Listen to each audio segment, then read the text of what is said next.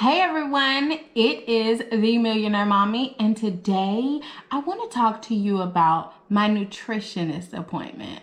So come on, let's talk.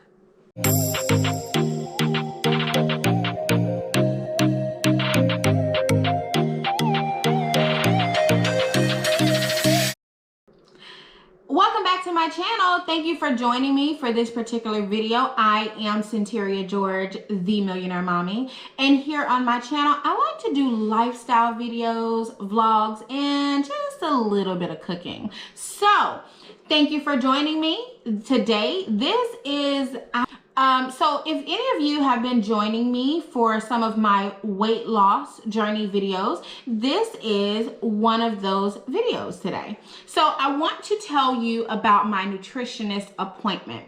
I really wanted to kind of vlog that appointment for you and just show you the ins and outs of how it goes. And if I'm going to be honest, y'all, I get up at 5 something in the morning and I head to the gym every morning, excluding this morning. But I get up at 5 in the morning and head to the gym. And that morning was no different than any other. My appointment was at 8 a.m. So by the time I left the gym and got home, it was maybe 7:45. I didn't have time to set up the camera. I just didn't have time to do it. So I literally we had the appointment. The appointment was almost 2 hours long. So I do want to give you a little bit of background. I have previously had a bariatric surgery. I have the gastric sleeve, which means that my stomach is in the shape of a small banana, and it restricts how much food I can intake at one time. My goal is to lose weight so that I can hopefully get rid of diabetes. Now, I had this surgery about 3 years ago, and I have done really, really well. I've lost a total of about 76 pounds, which is really good. So I've stopped taking my diabetic medication. I no longer take high blood pressure medication. A lot of things are so much better. However, my complications from diabetes, they're not over. And that's the goal for having the second bariatric surgery. My second surgery will be the duodenal switch. Now, those of you that don't know what the duodenal switch is the second portion of the gastric sleeve. So there are two portions to that. The second portion is where they just reroute your intestines, and the rerouting of the intestines, it causes malabsorption. And I know that I'm saying so much lingo. So I'm really sorry about that, but I want to make sure that I give you the correct information. So the rerouting of the intestines causes malabsorption, which means that I won't be able to absorb as much nutrients, and that is the process that will reverse diabetes, or let's not say reverse diabetes. That is the problem that will help me to resolve my condition of diabetes. So we're going for that surgery. Now, you do have to have, according to your insurance, you have to check with your insurance. My insurance requires that I have 6 months worth of primary care visits or bariatric surgeon visits, which means for 6 months, every month, that's 6 consecutive months, I could not miss a month. I have to go back and forth between either the doctor of my choice, which is either my primary care physician or the bariatric surgeon of my choice. So because I've had a previous surgery, I don't have to go through that process, but I still have to have a psych eval as well as a nutritionist appointment. So this past Monday, today is Friday, this past Monday, I had my first nutritionist appointment with Debbie Judah, and I'm gonna link her information below. She's on Instagram, Facebook, and she's just really great. So this appointment is, this video is specifically talking to you about that appointment. So in that appointment, you're probably going to have to fill out a questionnaire. For Debbie, I had to fill out a questionnaire in which I told her what I eat, how many times a day I eat, how often I eat, the portion sizes that I eat, food that makes me happy, food that I just would not touch. just all of the information that you really don't go into details with just a regular person. I really thought that appointment would be uncomfortable, and it was not. That was one of the most comfortable appointments in terms of weight loss and eating that I've ever had.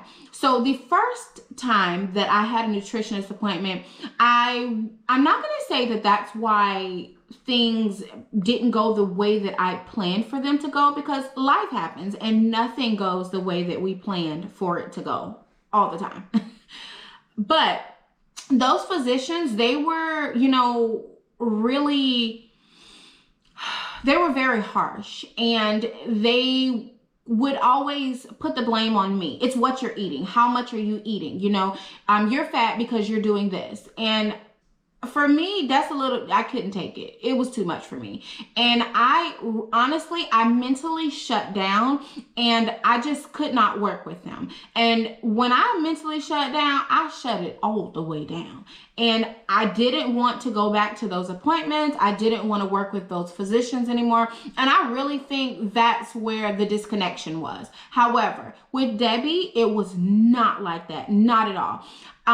Now that I've had surgery, I am a lot more aware of my choices concerning food, my choices concerning exercise, what I put in my body, what's coming out of my body. I'm really, really aware. I've had 3 years to, analyze and to just sit with this tool that I have inside of my body. I've had 3 years. So I don't want to say I know what I'm doing. I don't think that we ever really know what we're doing, but I have a better grasp of things at this point.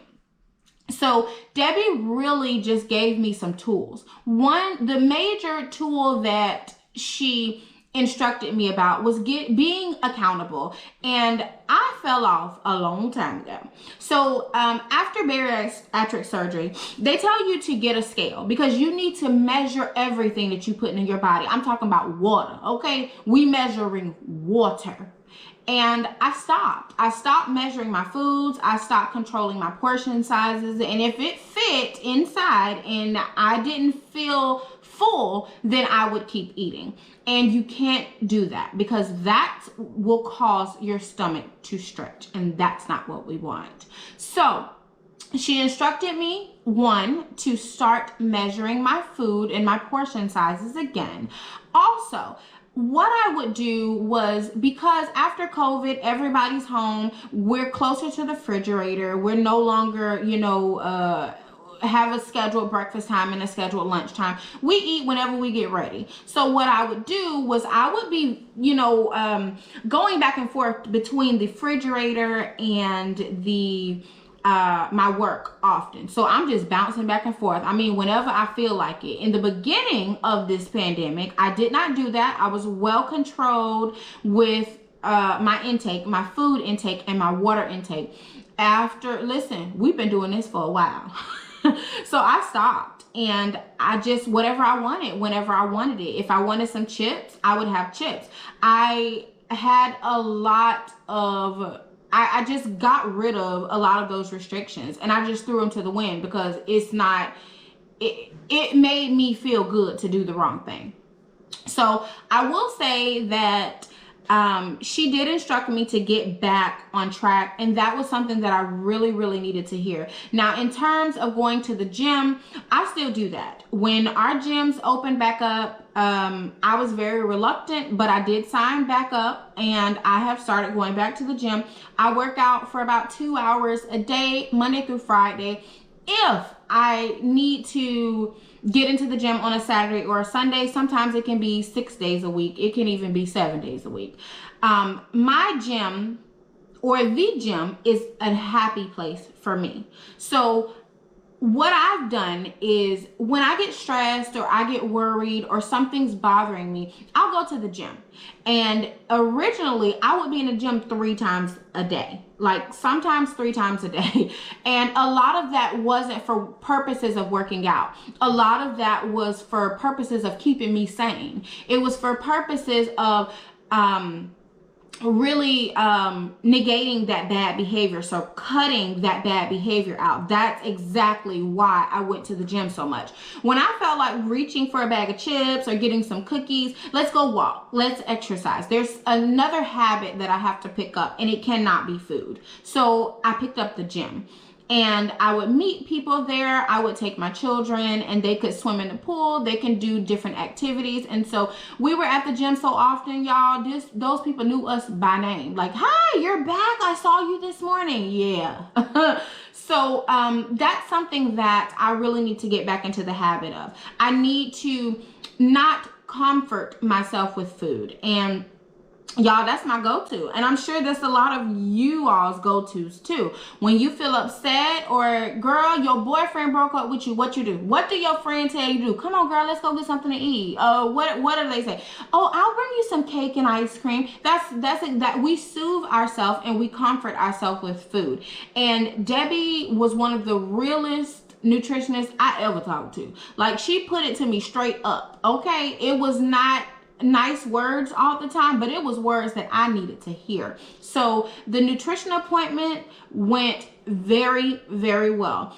And I know that it is only Friday, and so it's only been 4 days later, but that was very necessary. So I just wanted to give you a little bit of an update in reference to my appointment with the nutritionist. So my information has been sent over to my bariatric surgeon.